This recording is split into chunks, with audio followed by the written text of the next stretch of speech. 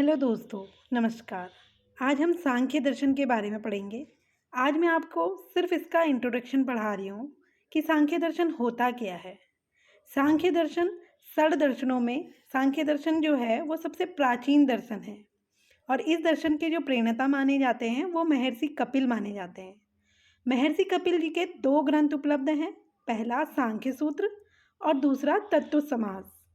सांख्य सूत्र में इनके 537 सूत्र तथा तत्व समास में 22 सूत्र हैं।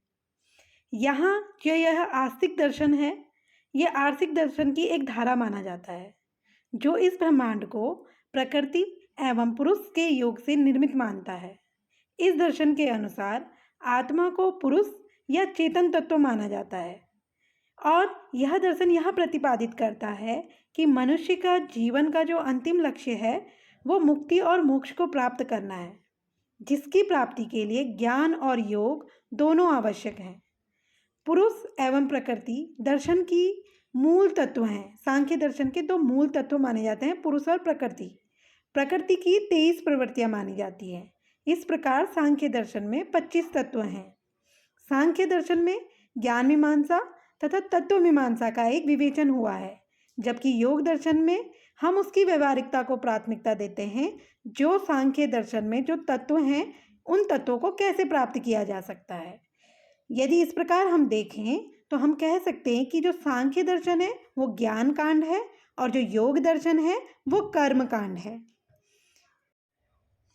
सांख्य दर्शन के जो 25 तत्व हैं उन 25 तत्वों की हम विवेचना करें तो इसमें जो 25 तत्व हैं उसमें पहला है 5 आधार।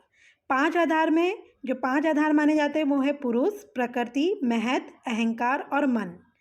5 तत्व माने गए हैं आकाश, पृथ्वी, अग्नि, जल, वायु। 5 ज्ञान इंद्रियां हैं कान, नाक, आँख, जीभ, त्वचा। और 5 तन्मात्राएं हैं जैसे कि सुनना, सूंघना, देखना, स्वाद चखना और भापना। इसी प्रकार 5 कर्म इंद्रियां हैं वाणी, पैर, हाथ, विसर्जन, जनन। ये सांख्य दर्शन के 25 तत्व हैं। तो ये तो था सांख्य दर्शन का थोड़ा सा छोटा सा एक इंट्रो।